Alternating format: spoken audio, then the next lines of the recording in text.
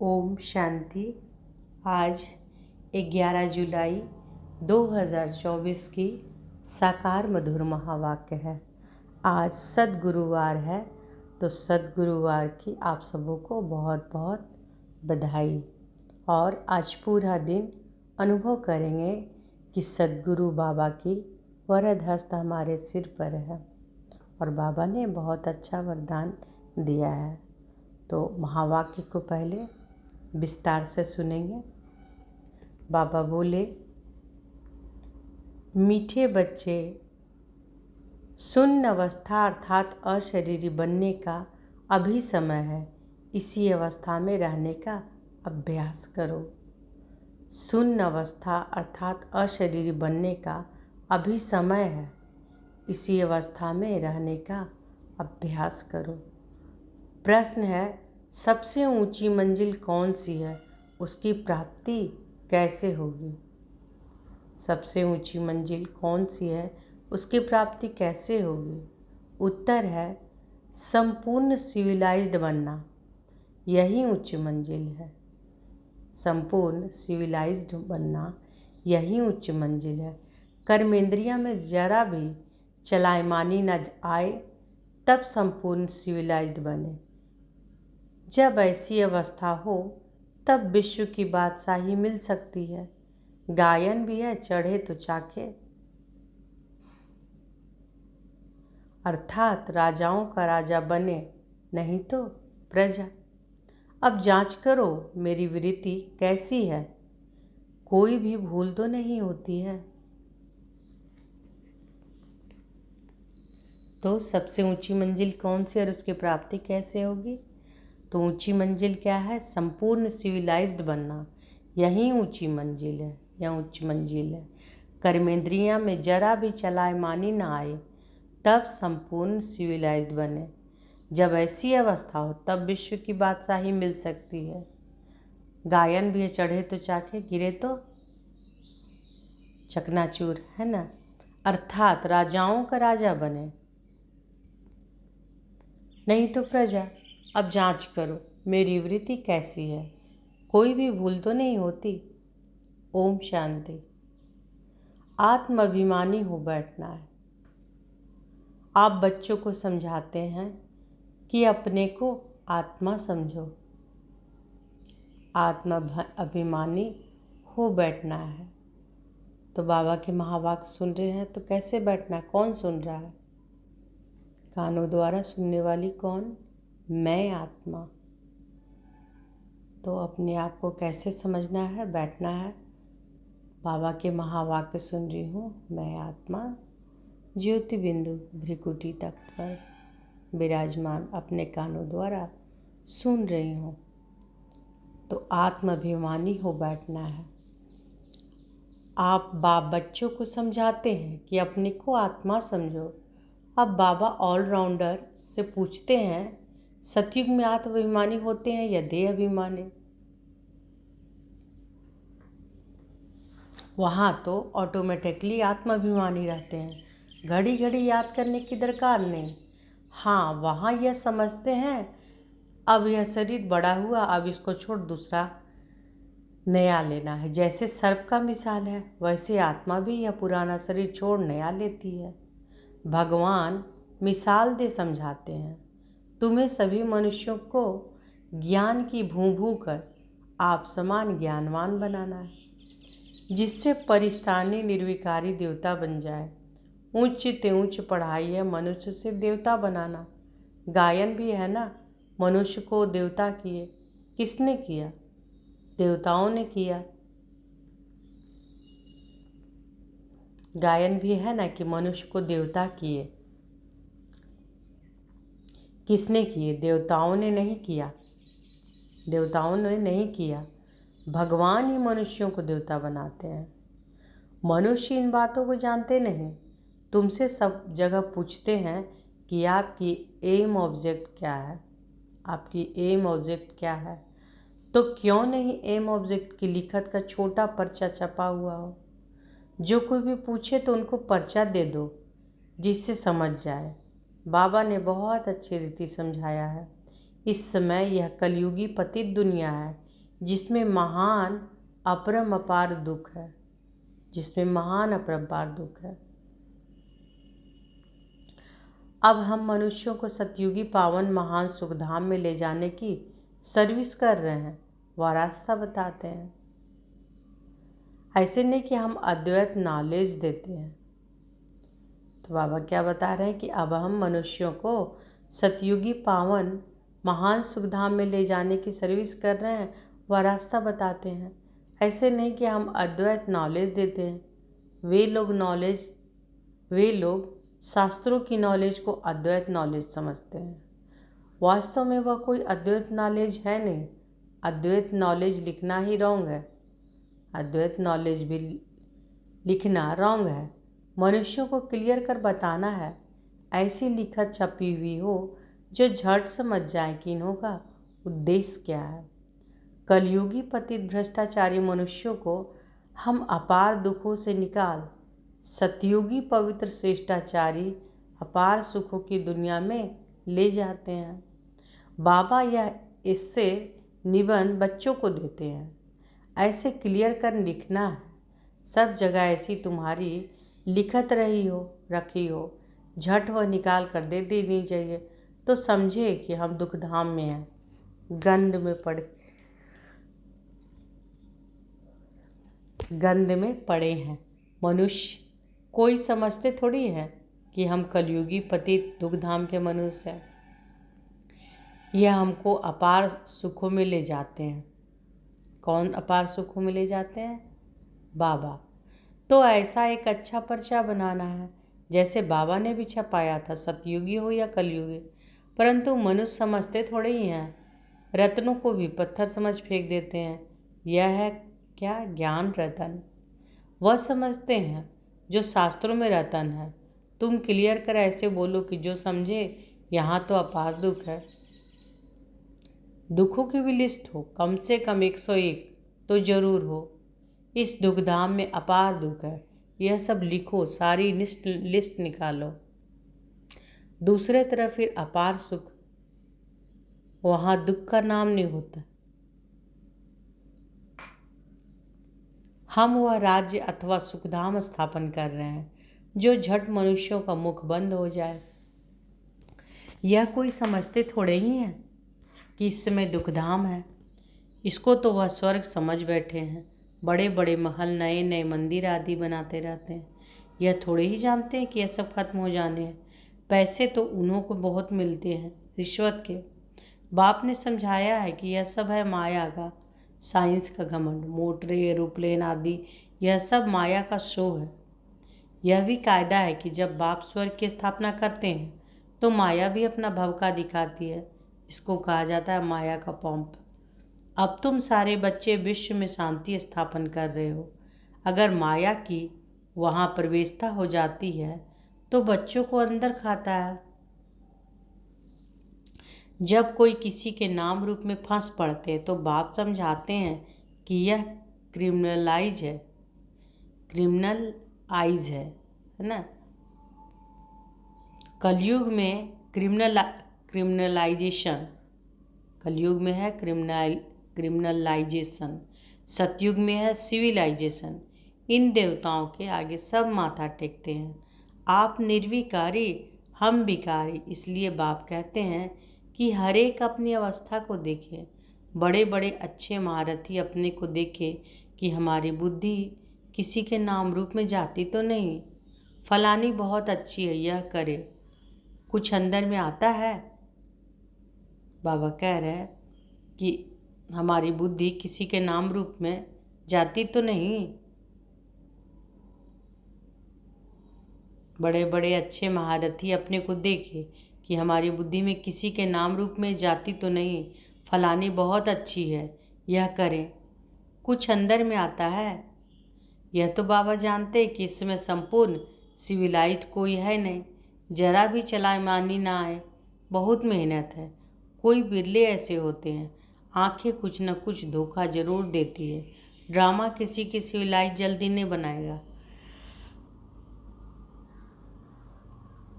खूब पुरुषार्थ कर अपनी जांच करनी है, कहाँ हमारी आंखें धोखा तो नहीं देती है।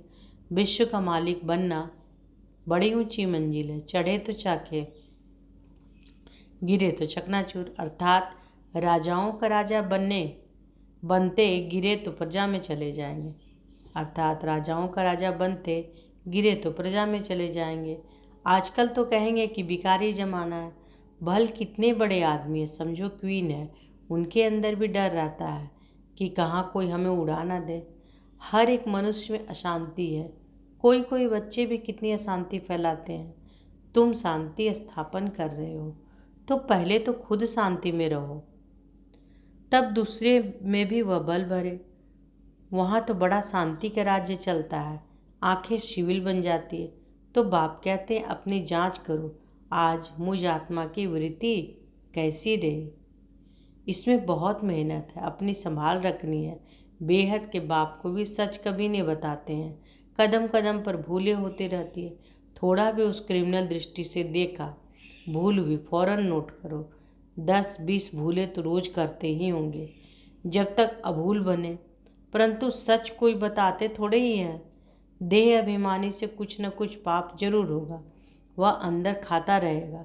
कोई तो समझते ही नहीं कि भूल किसको कहते हैं। जानवर समझते हैं क्या?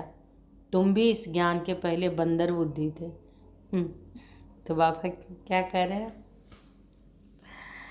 कि तुम भी इस ज्ञान के पहले बंदर बुद्धि थे। अब कोई 50%, कोई 10%, कोई कितना चेंज होते हैं जाते हैं। यह आंखें तो बहुत धोखा देने वाली है, सबसे तीखी हैं आंखें। तो बाबा क्या कह रहे हैं कि अपनी जांच करो कि आज मुझ आत्मा की वृत्ति कैसी रही। इसमें बहुत मेहनत है, अपनी संभाल रखनी है।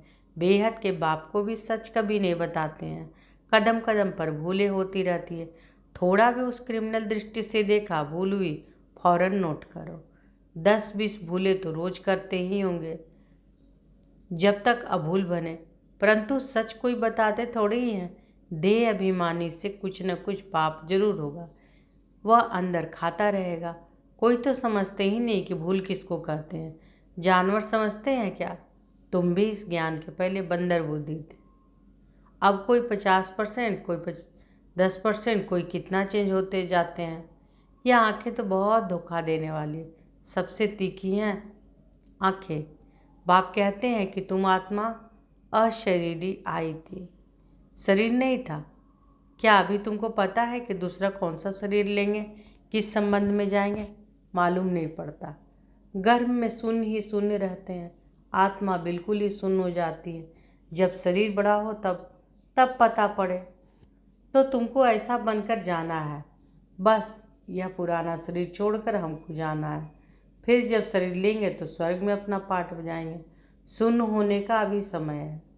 भल आत्मा संस्कार ले जाती है। जब शरीर बड़ा होता है तब संस्कार इमर्ज होते हैं। अभी तुमको घर जाना है, इसलिए पुरानी दुनिया का, इस शरीर का भान उड़ा देना है। कुछ भी याद ना रहे, परहेज बहुत रखना है। जो अंदर में होगा वही बाहर निकलेगा। शिव बाबा के अंदर में भी ज्ञान है, मेरा भी पाठ है। मेरे लिए ही कहते हैं ज्ञान का सागर। बाबा कह रहे शिव बाबा के अंदर में भी ज्ञान है, मेरा भी पाठ है। मेरे लिए ही कहते हैं कि ज्ञान का सागर। महिमा गाते हैं, अर्थ कुछ नहीं जानते। अभी तुम अर्थ सहित जानते हो। बाकी आत्मा की बुद्धि ऐसी वर्थ नौटे पैनी हो जाती है। अब बाप कितना बुद्धिमान बनाते हैं। मनुष्यों के पास तो करोड़ पदम है। यह माया का पंप है ना। साइंस में जो अपने काम की चीज़ें वह वहाँ भी होंगी, वह बनाने वाले वहाँ भी जाएंगे। राजा तो नहीं बनेंगे, वह लोग पिछाड़ी में तुम्हारे पास आएंगे, फिर औरों को भी सिखाएंगे। एक बाप से तुम कितना सीखते हो। एक बाप की दुनिया को क्या से क्या बना देते हैं। इन्वेंशन हमेशा एक निकालते हैं फिर फैलाते हैं। बॉम्ब्स बनाने वाला भी पहले एक था, समझा। इनसे दुनिया विनाश हो जाएगी, फिर और बनाते हैं। वहाँ भी साइंस तो चाहिए ना। टाइम पड़ा है, सीख कर होशियार हो जाएंगे। बाप की पहचान मिल गई, फिर स्वर्ग में आकर नौकर चाकर बनेंगे। तो बाबा क्या बोल रहे हैं? वहाँ भी साइंस तो चाहिए ना। टाइम पड़ा है, सीख कर होशियार हो जाएंगे। बाप की पहचान मिल गई, फिर स्वर्ग में जाकर नौकर चाकर बनेंगे। वहाँ सब सुख की बातें होती है। जो दुख धाम में था वह फिर होगा। वहाँ कोई रोग दुख की बात नहीं, यहाँ तो अपरम अपार दुख है, वहाँ अपरम अपार सुख है। अभी हम यह स्थापन कर रहे हैं, दुख हरता सुख करता एक बाप है। पहले तो खुद की भी ऐसी अवस्था चाहिए, सिर्फ पंडिताई नहीं चाहिए। ऐसे एक पंडित की कथा है, बोला राम नाम कहने से पार हो जाएंगे। यह इस समय की बात है। तुम बाप की याद में विषय सागर से क्षीर सागर चले जाते हो। तो बाबा कह रहे कि ऐसे एक पंडित की कथा है कि बोला कि राम नाम कहने से पार हो जाएंगे। बोला यह इस समय की बात है। बाबा कहते यह इस समय की बात है। तुम बाप की याद में विषय सागर से क्षीर सागर में चले जाते हो। यहाँ तुम बच्चों की अवस्था बड़ी अच्छी चाहिए। योग बल नहीं है, क्रिमिनल आइज है तो उनका तीर लग नहीं सकता। आंखें सिविल चाहिए। बाप की याद में रहकर किसी को ज्ञान देंगे तो तीर लग जाएगा। ज्ञान तलवार में योग का जौहर चाहिए। ज्ञान तलवार में योग का जौहर चाहिए। नॉलेज से धन की कमाई होती है, ताकत है याद की। नॉलेज से धन की कमाई होती है, ताकत है याद की। बहुत बच्चे तो बिल्कुल याद करते ही नहीं, जानते ही नहीं। तो आज बाबा क्या करें कि बहुत बच्चे बाबा को याद ही नहीं करते हैं, बिल्कुल याद नहीं करते, जानते ही नहीं। बाप कहते हैं कि मनुष्यों को समझाना है कि यह है दुख धाम, सतयुग है सुख धाम। कलयुग में सुख का नाम नहीं, अगर है भी तो भी कागविष्टा के समान है। सतयुग में तो अपार सुख है। मनुष्य अर्थ नहीं समझते, मुक्ति के लिए ही माथा मारते रहते हैं। जीवन मुक्ति को तो कोई जानते ही नहीं, तो ज्ञान भी दे कैसे सकते। वह आते भी ही हैं रजो प्रधान समय में, वह फिर राजयोग कैसे सिखलाएंगे। यहाँ तो सुख है कागविष्टा समान। राजयोग से क्या हुआ था यह भी नहीं जानते। तुम बच्चे जानते हो कि यह भी सब ड्रामा चल रहा है। अखबार में भी तुम्हारी निंदा लिखते हैं, यह तो होना ही है। अबलाओं पर किस्म किस्म के सितम आते हैं। दुनिया में अनेक दुख हैं, अभी कोई सुख है थोड़े ही। अभी कोई सुख थोड़े ही है, थोड़े ही। भल कितना बड़ा साहूकार हो, बीमार हुआ अंधा हुआ तो दुख तो होता है ना। दुखों की लिस्ट में सब लिखो। रावण राज कलयुग के अंत में यह सब बातें हैं। तो आज दुख की लिस्ट बाबा निकालने बोल रहे हैं कि दुख की लिस्ट लिखो कि कितना दुख है। सतयुग में दुख की एक भी बात नहीं होती है। सतयुग तो होकर गया है ना, अभी है संगम युग। बाप भी संगम पर ही आते हैं। अभी तुम जानते हो कि 5000 वर्ष में हम क्या क्या जन्म लेते हैं, कैसे सुख से फिर दुख में आते हैं। जिनको सारा ज्ञान बुद्धि में है, धारणा है, वह समझ सकते हैं। बाप तुम बच्चों की झोली भरते हैं। गायन भी है, धन दिए धन न खुटे। धन दान नहीं करते हैं तो गोया उनके पास है ही नहीं, तो फिर मिलेगा भी नहीं। हिसाब है ना, देते ही नहीं तो मिलेगा कहाँ से, वृद्धि कहाँ से होगी। यह सब है अविनाशी ज्ञान रतन। नंबरवार तो हर बात में होते हैं ना। यह भी तुम्हारी रूहानी सेना है। कोई रूह जाकर उच्च पद पाएगी, कोई रूह प्रजापद पाएगी, जैसे कल पहले पाया था। अच्छा, अब बाबा का याद प्यार लीजिए। मीठे मीठे सिकी लधे रूहानी बच्चों को नंबरवार पुरुषार्थ अनुसार बाप दादा व माता पिता का दिल व जान सिक व प्रेम से याद प्यार और गुड मॉर्निंग। रूहानी बाप की रूहानी बच्चों को नमस्ते। कितना प्यार से बाबा बोले हैं।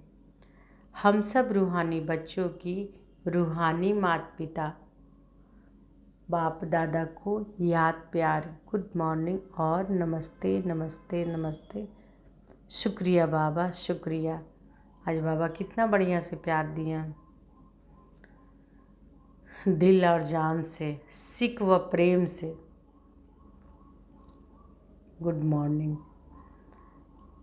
तो अब धारणा के लिए बाबा बताते हैं कि धारणा के लिए मुख्य सार पहला है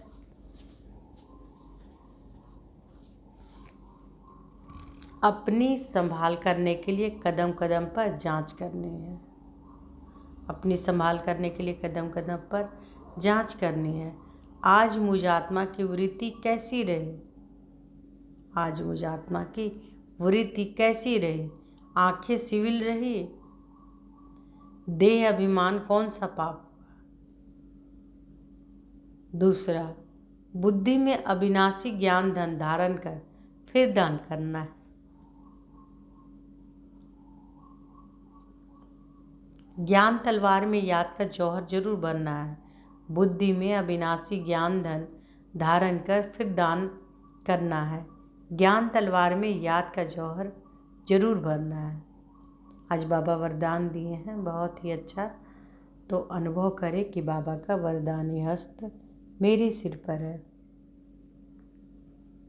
अब बाबा ने वरदान दिया, सत्यता की अथॉरिटी को धारण कर सर्व को आकर्षित करने वाले निर्भय और विजयी भव। सत्यता की अथॉरिटी को धारण कर सर्व को आकर्षित करने वाले निर्भय और विजयी भव। आप बच्चे सत्यता की शक्तिशाली श्रेष्ठ आत्माएं हो।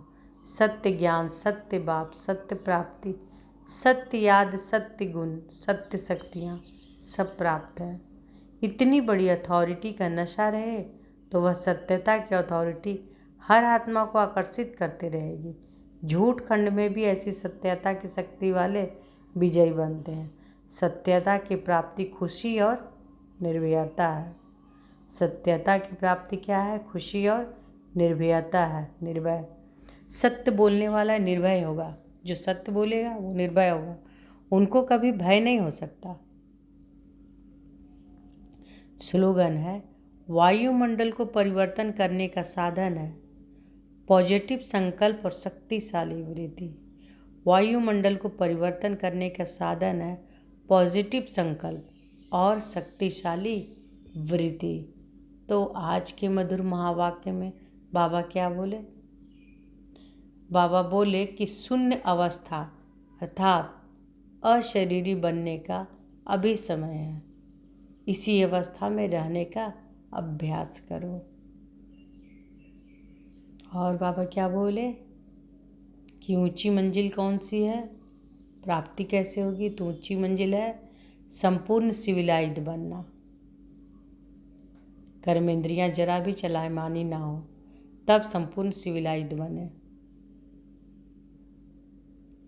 अच्छा, शुक्रिया बाबा, शुक्रिया। ओम शांति।